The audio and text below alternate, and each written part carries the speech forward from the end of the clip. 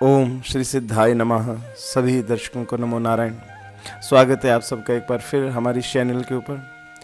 मैं आचार्य प्रमोद पुंज उपस्थित हूँ आपके बीच एक बार पुनः हम आने वाले पितृपक्ष के विषय में शास्त्रोक्त जानकारी लेकर के।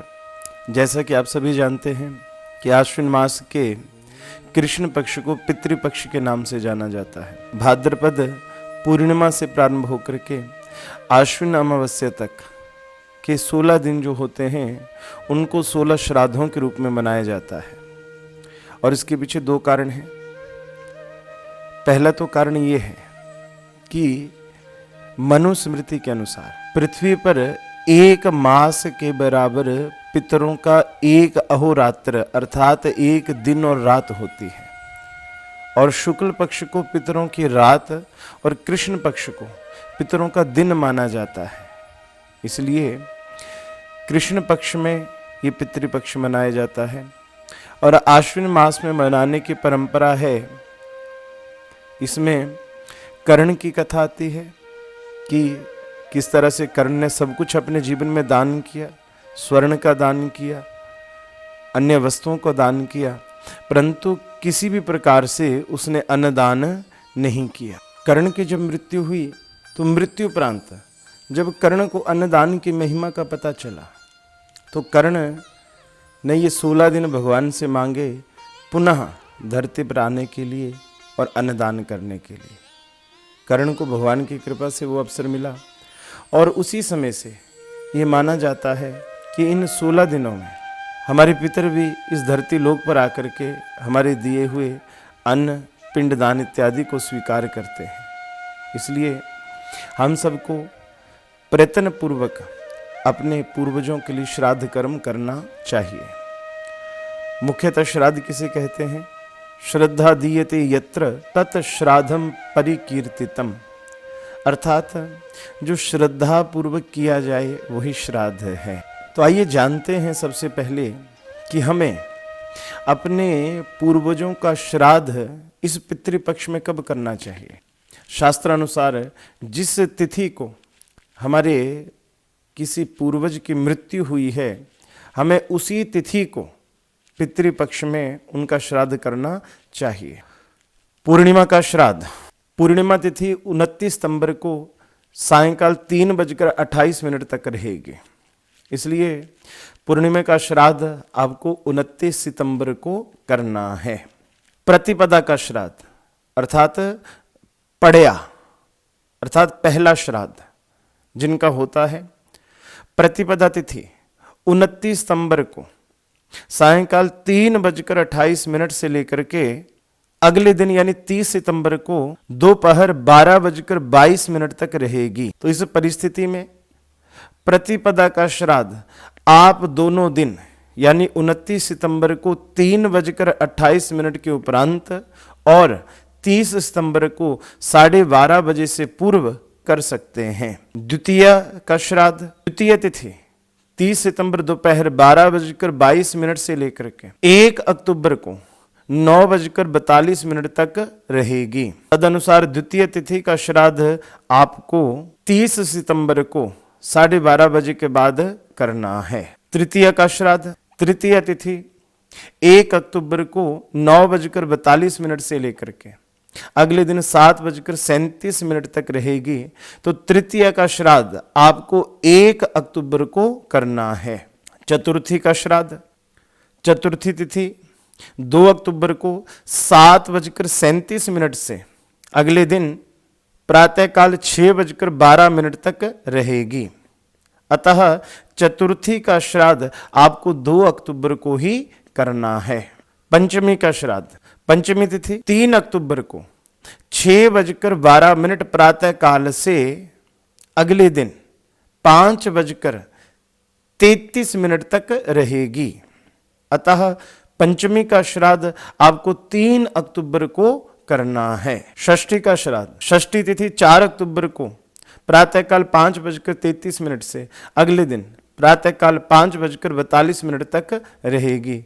अतः षष्ठी का श्राद्ध आपको 4 अक्टूबर को करना है। सप्तमी का श्राद्ध, सप्तमी तिथि 5 अक्टूबर को प्रातःकाल 5:42 से 6:36 अगले दिन प्रातःकाल तक व्याप्त रहेगी। अतः सप्तमी तिथि का श्राद्ध आपको 5 अक्टूबर को ही करना है। अष्टमी का श्राद्ध, अष्टमी तिथि 6 अक्टूबर को प्रातःकाल 6:36 से लेकर के अगले दिन 8:09 तक व्याप्त रहेगी। अतः आपको अष्टमी का श्राद्ध 6 अक्टूबर को ही करना है। नवमी का श्राद्ध, नवमी तिथि 7 अक्टूबर को प्रातःकाल 8:09 से लेकर के अगले दिन 10:13 तक व्याप्त रहेगी। अतः शास्त्रानुसार आपको नवमी का श्राद्ध 7 अक्टूबर को ही करना है। दसवीं का श्राद्ध, दसवीं तिथि 8 अक्टूबर को 10:13 से अगले दिन दोपहर 12:37 तक रहेगी। इस परिस्थिति में दसवीं का श्राद्ध 8 अक्टूबर को 10 बजे के उपरांत और 9 अक्टूबर को 12:13 से पूर्व कर सकते हैं। एकादशी का श्राद्ध, एकादशी तिथि 9 अक्टूबर को 12:37 से 10 अक्टूबर 3:09 तक रहेगी। इस परिस्थिति में आप एकादशी का श्राद्ध दोनों ही दिन अर्थात 9 और 10 अक्टूबर को कर सकते हैं।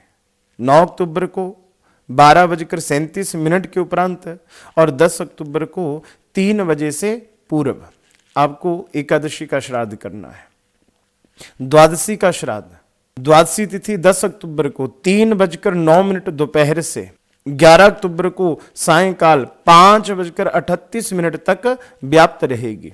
इस परिस्थिति में आपको द्वादशी तिथि का श्राद्ध 11 अक्टूबर को ही करना है। त्रयोदशी का श्राद्ध, त्रयोदशी तिथि 11 अक्टूबर सायं 5:38 से 12 अक्टूबर सायंकाल 7:54 तक रहेगी। इस परिस्थिति में आपको त्रयोदशी का श्राद्ध 12 अक्टूबर को ही करना है। चतुर्दशी का श्राद्ध, चतुर्दशी तिथि 12 अक्टूबर को 7:54 रात्रि काल से 13 अक्टूबर रात्रि काल 9:51 तक व्याप्त रहेगी। अतः चतुर्दशी का श्राद्ध आपको 13 अक्टूबर को ही करना है। अमावस्या सर्वपितृ, अमावस्या सर्वपितृ श्राद्ध, जिसमें आप अपने समस्त ज्ञात अज्ञात पितरों का श्राद्ध कर सकते हैं। अमावस्या कब रहेगी? अमावस्या तिथि 13 अक्टूबर को रात्रि काल 9:51 से प्रारंभ होकर के 14 अक्टूबर को रात्रि काल 11:25 तक व्याप्त रहेगी।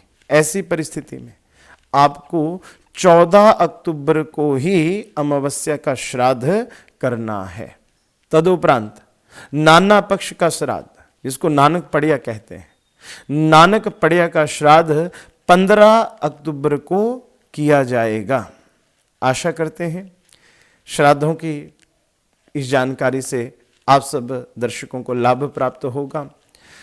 साथ ही साथ श्राद्ध पक्ष में श्राद्ध से संबंधित अन्य विषयों के ऊपर कि श्राद्ध में कौन से पुष्पों का प्रयोग होना चाहिए, श्राद्ध के मुख्य अंग क्या हैं, इन सब विषयों को लेकर के श्राद्ध पक्ष में हम आपके बीच में जरूर आने का प्रयत्न करेंगे। पितृपक्ष में पिंडदान कैसे करना है, स्वतः पे पिंडदान कैसे कर सकते हैं, एवं श्राद्ध से संबंधित अन्य विषयों को लेकर के हमने जो पहले वीडियो बनाए हैं, उन सब वीडियो के लिंक आपको डिस्क्रिप्शन में दिए गए हैं।